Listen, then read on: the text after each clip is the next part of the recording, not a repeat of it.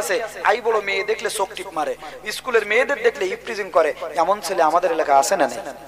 আপনাদের এখানে নেই মনে হয়, আমার বাংলাদেশে আছে। মোবাইলে প্রেম করা পার্টি আছে না নেই? ভাইরা আমার, বন্ধুগণ আমার, বলছে এমন সন্তান রেখে আসছে, কিন্তু এই লোক দুনিয়ায় নামাজ পড়ছে, রোজা রাখছে, হজ করছে, যাকাত দিছে, দান সদকা করছে, যার কারণে আল্লাহ পাক তাকে জান্নাত দিয়েছে। কিন্তু ওর সন্তান দুনিয়ায় এমন অপরাধ করতেছে, ও জান্নাতে থাকলে কি হবে? ও সন্তানের কারণে কিছুদিন পরে ও জাহান্নামে যাবে। জোরে বলুন নাউজুবিল্লাহ। আর এই লোকটা জাহান্নামী। দুনিয়ায় এমন একটা মেয়ে রেখে আসছে পদ্মাশীলা, এমন একটা মেয়ে রেখে আসছে স্বামীর খেদমত করে, এমন একটা মেয়ে রাখছে যে 5 ওয়াক্ত নামাজ আদায় করে, এমন একটা মেয়ে রেখে আসছে যে তার সতীত্বের হেফাজত করে, লজ্জাস্থানের হেফাজত করে, এমন একটা সন্তান রেখে আসছে হাফেজে কোরআন, এমন একটা সন্তান রেখে আসছে 5 ওয়াক্ত নামাজ পড়ে, এমন একটা সন্তান রেখে আসছে তাফসীর মাহফিলের আয়োজন করে, ইসালে সওয়াবের আয়োজন করে, এমন একটা মেয়ের ছেলে রেখে আসছে আলেম ওলামার খেদমত করে, যার কারণে এই লোকটা নিজের আমলের কারণে জাহান্নামী হয়ে গেছে, কিন্তু সন্তানের আমলের কারণে কিছুদিন বাদে আল্লাহ পাক তাকে জান্নাতে দেবে। আর একটু আসতে বলেন ভাইরা আমার। আজকের আমাদের ছেলেরা বাপ মার খেদমত করতে চায় না, আজকের আমাদের সন্তানেরা আব্বা মার পছন্দ করতে চায় না, ভালোবাসতে চায় না। যত ভালোবাসা যত পছন্দ শ্বশুর শাশুড়ির, নাকি? বাপ মার অসুস্থ, গ্যাসের ওষুধ কেনার টাকা নেই, ব্যথার ওষুধ কেনার টাকা নেই, আর শ্বশুর বাড়ি যখন যায় বাজারের থেকে 1 কেজি আঙ্গুর ফল, 2 কেজি আঙ্গুর ফল, 3 কেজি আপেল, 5 কেজি কমলা লেবু কিনে নিয়ে যায়। এরকম সন্তান আছে না নেই? আজকালকের পোলা পান বাপরে বলে হোকা আন, মারে বলে কুটনি বুড়ি, বউরে বলে সোনা চান, শ্বশুর আর শাশুড়িকে বলে আব্বা জান আম্মা জান।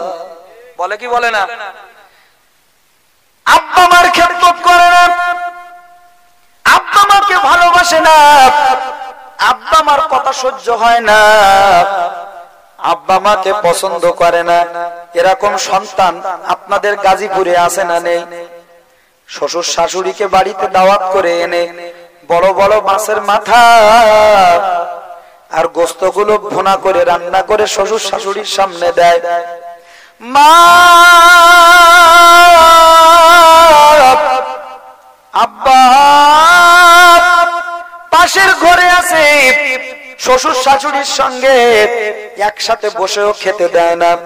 নিজের ইজ্জতের ক্ষতি হবে বলে, সম্মানের ক্ষতি হবে বলে আব্বা মাকে এক জায়গায় আনে না। বাড়িতে বড় বড় আত্মীয় স্বজন আসে, টাকা পয়সা আত্মীয় স্বজন আলা, টাকা পয়সা ওয়ালা বড় লোক বন্ধু বান্ধব আসে। বাপ মা আগের বয়স্ক বাপ মা, মডার্ন বাপ মা না, আব্বা মা মডার্ন না, ডিজিটাল না, এজন্য বন্ধু বান্ধবের সামনে আনে না, ইজ্জত যাবে বলে। ও দুনিয়ার সন্তানেরা একটি কথা কান খুলে শুনে রাখো, আল্লাহর নবী বলেছেন রেদওয়ার রব্বি রেদওয়াল ওয়ালিদাইন ও সাকাতার রব্বি সাকাতাল ওয়ালিদাইন। ও দুনিয়ার সন্তানেরা, আব্বা মা যদি তোমার উপরে সন্তুষ্ট থাকে, আমার আল্লাহ তোমার উপর সন্তুষ্ট থাকবে। জোরে বলুন সুবহানাল্লাহ। আর তোমার আব্বা মা যদি তোমার উপরে সন্তুষ্ট থাকে, অসন্তুষ্ট থাকে, আমার আল্লাহ তোমার উপরে অসন্তুষ্ট হয়ে যাবে। চাকরি করবা বরকত হবে না, ব্যবসা করবা বরকত হবে না, জমিতে ফসল লাগাবা বরকত হবে না, ঘেরে মাছ ছাড়বা বরকত হবে না। কিন্তু জনম দুঃখী আব্বা মার কাছ থেকে দোয়া নিবা, আব্বা মা যা দোয়া করবে বিদ্যুৎ বেগে আমার আল্লাহ তা কবুল করে নেবে। ও দুনিয়ার সন্তানেরা, আজকে বন্ধু বান্ধবের সাথে ভালো ব্যবহার করো, দুনিয়ার আত্মীয় স্বজনের সাথে ভালো ব্যবহার করো। আব্বা মার সাথে তুমি চোখ রাঙিয়ে তাকাও, আব্বা মার সাথে তুমি জোরে কথা বলো। আল্লাহর কসম করে বলি, আল্লাহর নবীর এক সাহাবী এসে বলছেন, ইয়া রাসূলুল্লাহ, আমার মনে বড় আশা, আমি একটু হজ করতে যাব, অনুমতি দেন। নবী ডাক দিয়ে বলেন, ও সাহাবী, তোমার আব্বা মা কি কেউ বেঁচে আছে? বলে, হুজুর আমার মা বেঁচে রয়েছে। আল্লাহর নবী ডাক দিয়ে বলেন, ও সাহাবী, তোমার হজ করতে যাওয়া লাগবে না, তুমি যাও, বাড়ি যাও, তোমার মায়ের খেদমত করো, তোমার মায়ের গোসলের পানিগুলা তুলে দাও, তোমার মায়ের গ্যাসের ঔষধ কিনে দাও, তোমার মায়ের একখানা শাড়ি কিনে দাও, তোমার মায়ের খেদমত করো। আল্লাহ, মায়ের দিকে তুমি যদি একবার নেক নজরে তাকাইতে পারো, মহব্বতের নজরে তাকাইতে পারো, আমি রাসূল কথা দিলাম তোমার মায়ের দিকে, তোমার আব্বার দিকে একটিবার তাকাইবা, একবার তাকাইলে পরে তোমার আমলনামায় একটি কবুল হজের সওয়াব আমার আল্লাহ দিয়ে দেবে। শুধু তাই না, একজন সাহাবী বলেন, ইয়া রাসূলুল্লাহ, তবে যদি আমার মায়ের দিকে, আমার আব্বার দিকে আমি যদি দিনে 100 বার তাকাই, যদি একবার তাকালে একটা কবুল হজের সওয়াব হয়, তবে আমি আমার আব্বা মার দিকে যদি দৈনিক 100 বার তাকাই ভালোবাসার নজরে, তাহলে কি 100 কবুল হজের সওয়াব হবে? আল্লাহর নবী ডাক দিয়ে বলেন, সাহাবী রে, আমার আল্লাহর রহমতের ভান্ডারে কম নাই। আমার আল্লাহ ডাক দিয়ে বলেন, বান্দারা, লা তাকনাতু মির রাহমাতিল্লাহ। ও দুনিয়ার সন্তানেরা,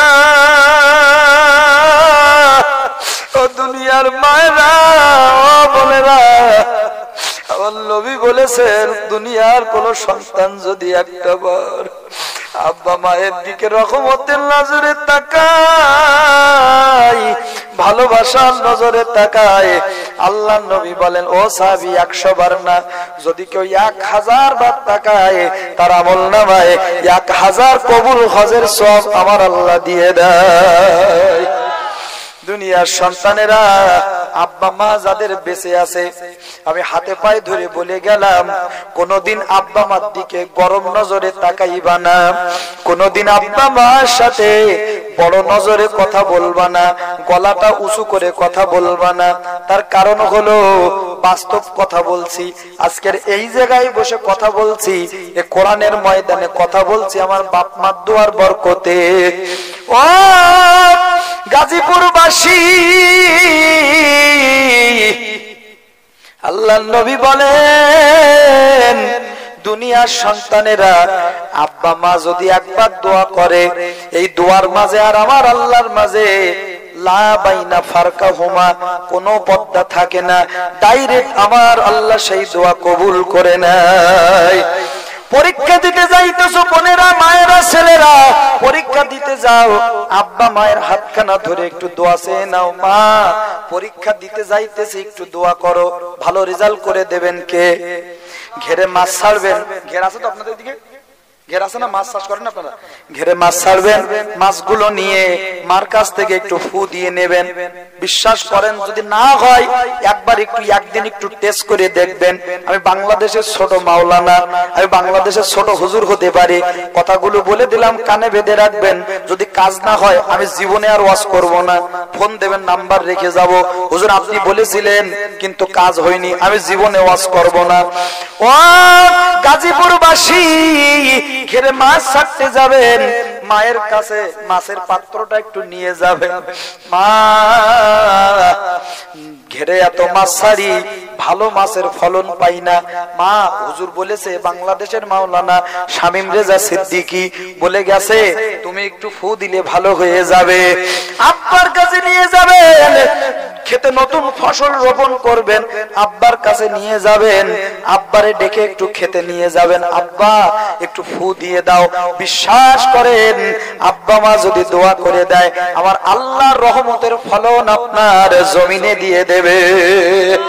শুধু তাই না, ও যুবক ভাইরা, শরীরের মধ্যে বড় একটা রোগ বাসা বেঁধেছে, এত ডাক্তার দেখান ভালো হয় না, এত কবিরাজ দেখান ভালো হয় না, এত ঝাড়ফুঁক মাদুলি তাবিজ নেন ভালো হয় না। শোনেন, একটা জিনিস আজকে শিখিয়ে দিয়ে যায়।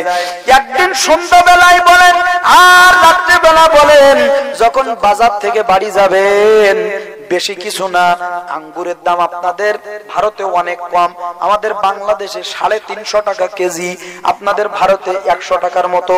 আমার ভাইরা, অল্প কিছু আঙ্গুর ফল বলেন, হুজুর গরিব মানুষ তাও পারবো না, তবে 5 টাকা দিয়ে একটা বিস্কুট কিনে নিবেন, মায়ের জন্য নিয়ে, আব্বার জন্য নিয়ে বাড়িতে যাবেন। আস্তে আস্তে যে মার হাতের মধ্যে 5 টাকা দামের চা বিস্কুট খানা দিবেন, দেওয়ার পরে মার হাতখানা ধরে একটু বলবেন, মা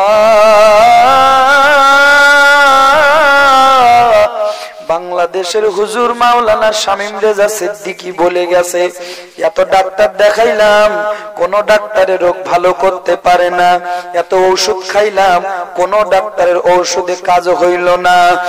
ও মা, হুজুর বলে গেছে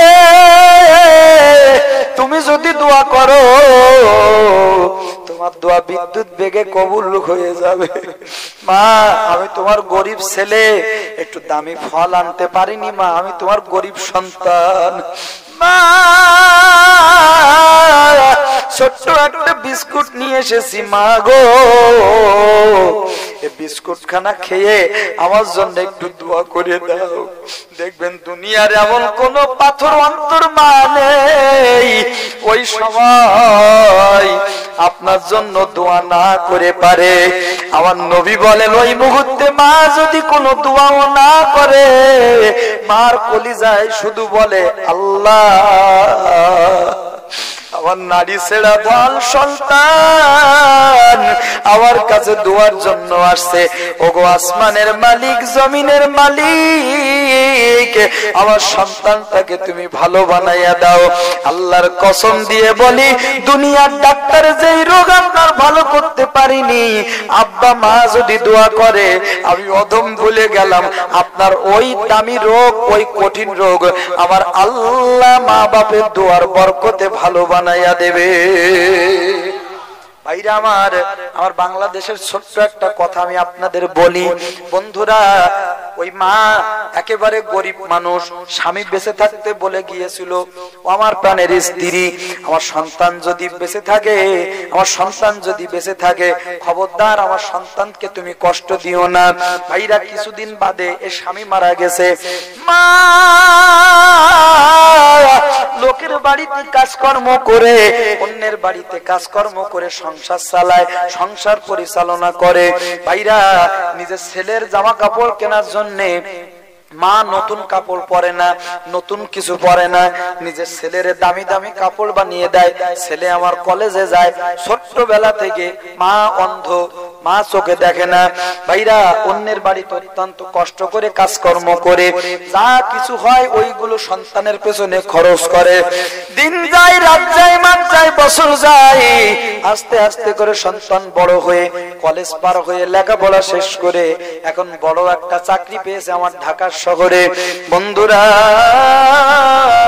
দিলটা নরম করে শুনবেন, জীবনের শেষ ওয়াজ মনে করে কথাগুলো বলে যাচ্ছি।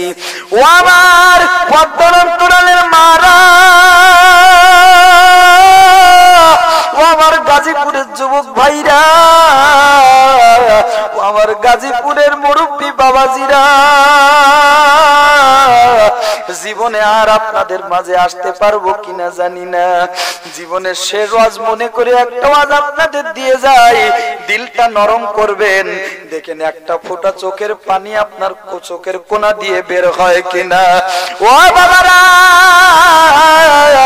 এই মা কষ্ট করে সন্তানটারে লেখাপড়া শিখিয়ে ঢাকা শহরে চাকরি পেয়েছে, একটা কলেজে চাকরি পেয়েছে, মা কষ্ট করে নিজে নিজে রান্না বান্না করে কষ্ট করে অত্যন্ত পরিশ্রম করে সন্তানের জন্য খাবার নিয়ে যায় কলেজে। বন্ধুরা আমার, কিন্তু অন্ধ মা ভালো চোখে দেখে না, দামি দামি কাপড় পরে না, কিন্তু ছেলে এখন কলেজে চাকরি করে, বড় বড় মানুষের সঙ্গে তার উঠা বসা, অফিসারের সাথে তার চলাফেরা। একদিন ডাক দিয়ে বলে মা এখন আমি অনেক বড় হয়েছি, বড় চাকরি পেয়েছি, বড় বড় অফিসারের সাথে আমার উঠা বসা, মা তোমার কাছে দাবি করলাম খবরদার তুমি যেন আমার কলেজে আজকের থেকে আর আসবা না, আমার ইজ্জতের ক্ষতি হয়, আমার সম্মানের ক্ষতি হয়। জোরে বলুন নাউজুবিল্লাহ। ও মা তুমি যখন আমার কলেজে আসো তোমার